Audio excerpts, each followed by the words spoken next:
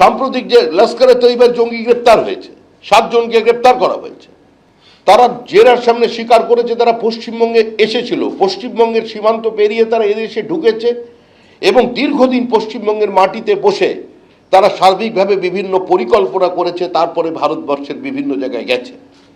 কেন্দ্রীয় সরকারের পক্ষ থেকে বারবার এই সরকারের ইন্টেলিজেন্সের কাছে ইনপুট পাঠানো হয়েছিল যে বাংলাদেশ বর্ডার কিছুটা সিকিউরড হয়ে যাবার পরে কুচবিহারকে সেন্টার করে বিভিন্ন জায়গায় কোভিড কালে আজকে এই ধরনের জঙ্গি গোষ্ঠীগুলো তাদের মডিউল তৈরি করছে এবং কুচবিহার থেকে পশ্চিমবঙ্গের বিভিন্ন জায়গায় ছড়িয়ে পড়ছে।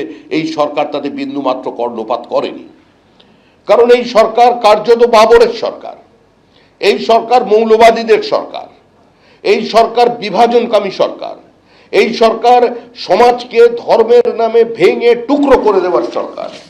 সবচেয়ে দুর্ভাগ্যের বিষয় হলো যে বাংলার মাটিতে দাঁড়িয়ে কবিরা কবিতা লিখেছিলেন, তোমরা আমার বটের ঝুড়িতে সুতো বাঁধো, আমি তোমাদের পীরের দরগায় চিরাগ জ্বালি, আমরা ভাষায় এক, ভালোবাসায় এক, মানবতায় এক, আমরা বিনা সুতোয় রাখি বন্ধনের কারিগর আমরাই।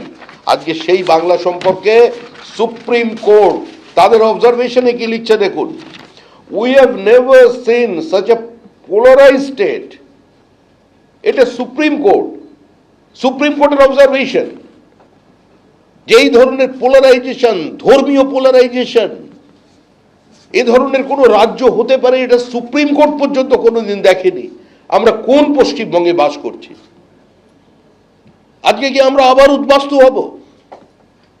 যে পশ্চিমবঙ্গ 1947 সালে, 1971 সালে এই লক্ষ লক্ষ উদ্বাস্তুদের আজকে আমরা এখানে আশ্রয় দিয়েছি, আমাদের জমি কোথায়?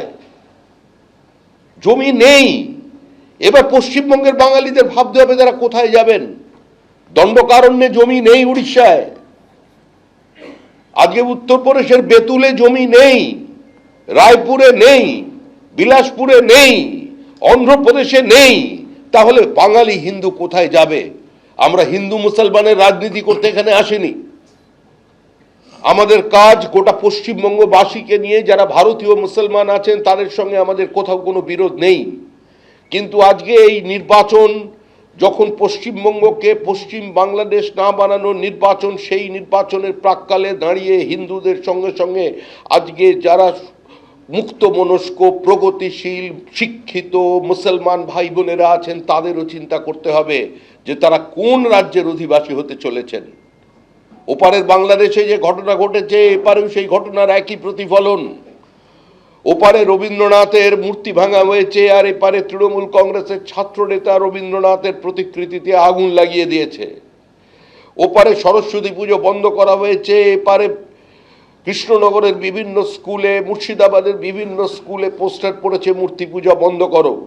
ওপারে দুর্গা প্রতিমা, কালী প্রতিমা আক্রান্ত হয়েছে, পশ্চিমবঙ্গের মাটিতে কালী ঠাকুরের বিসর্জন আক্রান্ত হয়েছে।